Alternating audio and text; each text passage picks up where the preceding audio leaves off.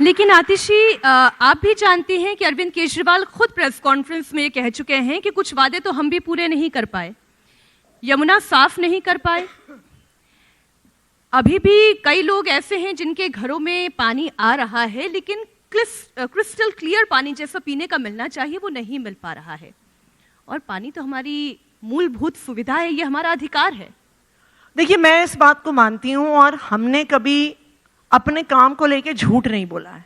ये सच्चाई है कि हमने वादा किया था कि हम इस टेन्योर में 24/7 वाटर सप्लाई देंगे और हमने ये भी वादा किया था कि हम यमुना को साफ करेंगे। लेकिन ये जो 5 साल का दौर रहा, आप देखिए, इसमें शुरू में 2-2.5 साल तो कोरोना में चले गए, 1-1.5 साल का लॉकडाउन रहा, सारी मार्केट्स बंद रही, सरकार की रेवेन्यू बंद रही, इंफ्रास्ट्रक्चर का काम नहीं हो सका। और जैसे ही हम कोरोना काल से बाहर निकले तो आपने भी देखा आम आदमी पार्टी के नेताओं को किस तरह प्रताड़ित किया गया, झूठे मुकदमे लगाए गए, एक के बाद एक जेल भेजा गया। तो ये सच्चाई है कि कुछ वादे ऐसे हैं हमारे जो हम पूरे नहीं कर पाए। जहां तक 24/7 वाटर का सवाल है, इसका पायलट हमने किया है, राजेंद्र नगर विधानसभा के पांडव नगर इलाके में किया है, जहां पर 24 घंटे पानी आता है और टोटी से पानी पिया जा सकता है।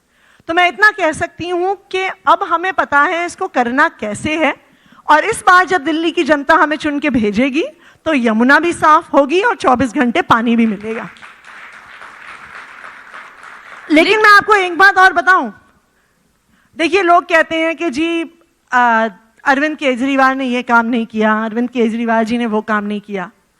लेकिन एक बात आपको माननी पड़ेगी कि दिल्ली में अरविंद केजरीवाल जी और आम आदमी पार्टी राजनीति को काम की बात पर लेकर आ गए हैं कि ये पहला ऐसा राज्य है जहां पे चुनाव काम के मुद्दे पे लड़ा जाता है, जहां पे हर कैंडिडेट, हर पार्टी, हर नेता आके कहने की कोशिश कर रही है कि हमने काम किया है।